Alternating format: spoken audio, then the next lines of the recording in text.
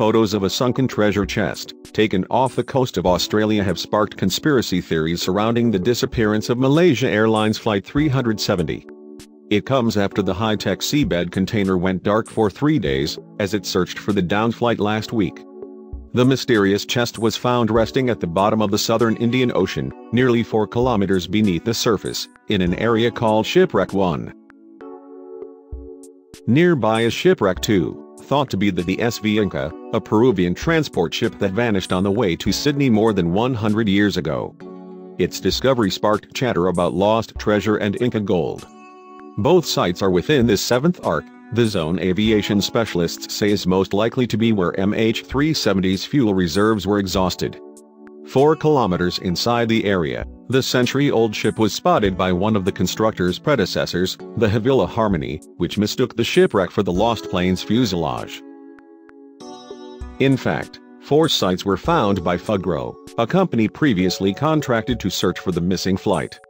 Shipwreck 3 was found further north at a depth of 3,700 meters and is thought to be a fishing vessel, intact and complete with nets.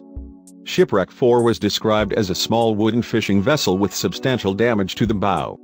Nothing further is known about this wreck, which was also found further north in the search area. Excitement spread throughout the Fugro equator on March 7, 2015, after its sonar system detected what appeared to be a debris field. Just 12 miles east of the 7th arc, a cluster of objects were scattered across the sea floor. The crew thought they had found the lost flight. But on close inspection they realized they had discovered a graveyard of sunken ships.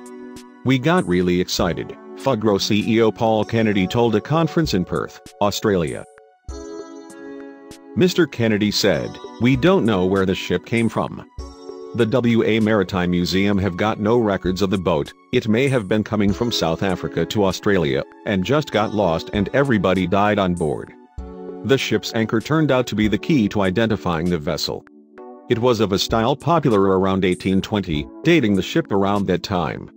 Aside from a bell and some bracketing, the only surviving item on the ship was a large, rectangular box. "What there is down there, the only thing that's really left, is a big chest," Kennedy said. "And the whole ship was deteriorating and coming away, and there's this big chest in about 4,000 meters of water, and our question was, what's in the box?" Don Thompson, an original member of the MH370 independent group, which advised the government on the possible whereabouts of the missing plane, said he believed the box was likely used to store water. The Fugro report incorporated in the ATSB's final operational report even describes the box as a water tank, he said. Fugro Equator, Fugro Discovery and Havila Harmony have all attempted to find the presumably downed plane. Only 3 confirmed fragments of MH370 have been found, all of them on western Indian Ocean shores, including a 2-meter wing part known as a flaperon. Each ship's progress was tracked meticulously by aviation enthusiasts and conspiracy theorists.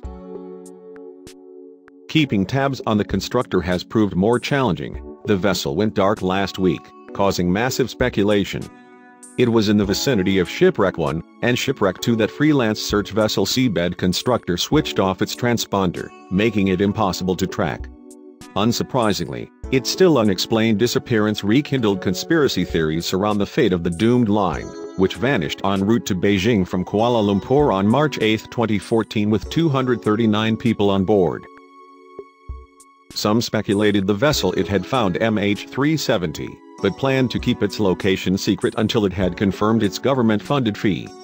Others thought Ocean Infinity had failed to find the missing Boeing 777, and had instead detoured towards the wreckage of what is believed to be the SV Inca. The constructors docked south of Perth on Thursday, after its brief disappearance, and came back online Tuesday.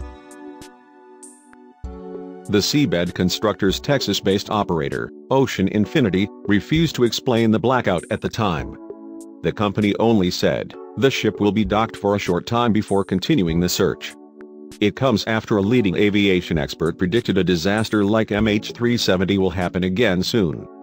David Stupples, a professor of electronic and radio systems at City, University of London, said, "You can't say MH370 won't ever happen again, because it will.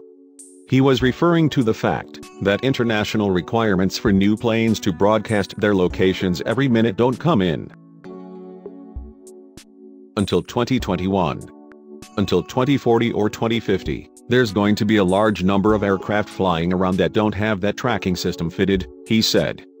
Currently some airlines including Malaysia Airlines, Singapore Airlines, Qantas Airways, and Qatar Airways track planes every 15 minutes, which will become a requirement this November.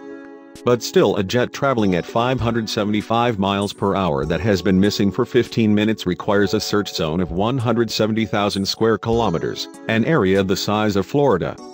This makes finding any survivors very unlikely. On January 2, the constructor left the port of Durban to begin its search on a no-find, no-fee deal.